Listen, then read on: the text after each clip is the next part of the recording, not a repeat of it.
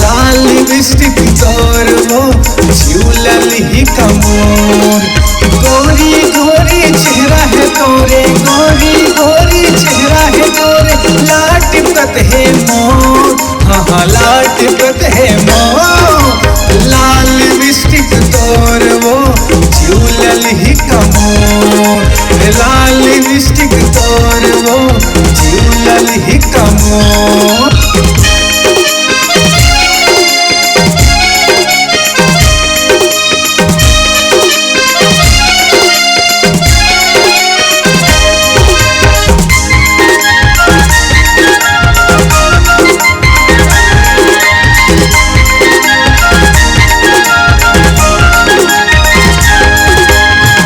सुघर तो लगड़ है विधाता, चुक चुक ले तो लवो। बड़े सुघर तो लगड़ है विधाता, चुक चुक ले तो लवो।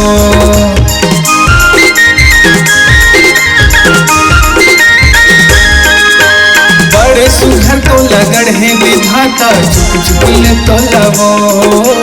बड़े सुघर तो लगड़ है विधाता, चुक चुक ले तो लवो। अपन संगी साथी मोला जान ले, अपन दीवाना ते मान ले। अपन संगी साथी मोला जान ले, अपन दीवाना ते मान ले। जान ले फूल कहना अपन मान रे फूल कहना। लाल लिपस्टिक तोर वो झूलल ही कमोर, लाल लिपस्टिक तोर वो झूलल ही कमोर।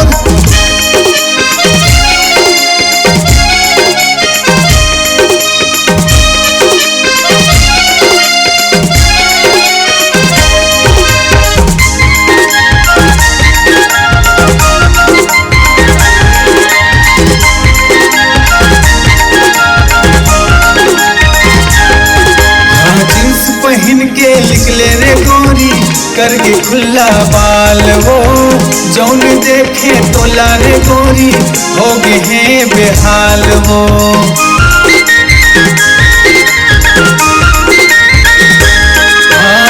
जिस पहन के निकले रे गोरी करके खुला बाल वो, जौन देखे तोला रे गोरी हो गए हमें बेहाल वो। तै तो माल दिखत हज खाटी, तोला बना ले तो संगी साथी। तै तो माल दिखत हज खाटी, तोला बना ले तो संगी साथी। कहूँ हाँ कहते मोरे रानी, कहूँ हाँ कहते ते तो रानी। लाल लिपस्टिक तोर वो झूलल ही कमोर, हाँ लाल लिपस्टिक तोर वो झूलल ही कमोर।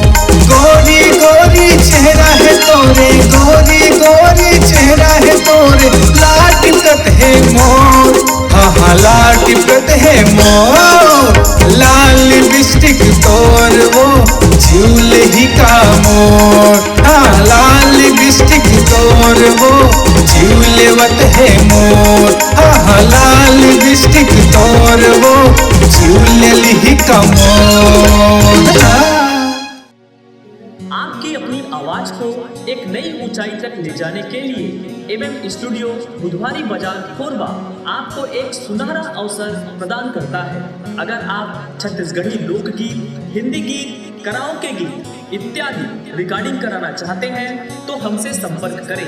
हमारा मोबाइल नंबर है 9407700376 एवं 7000510832।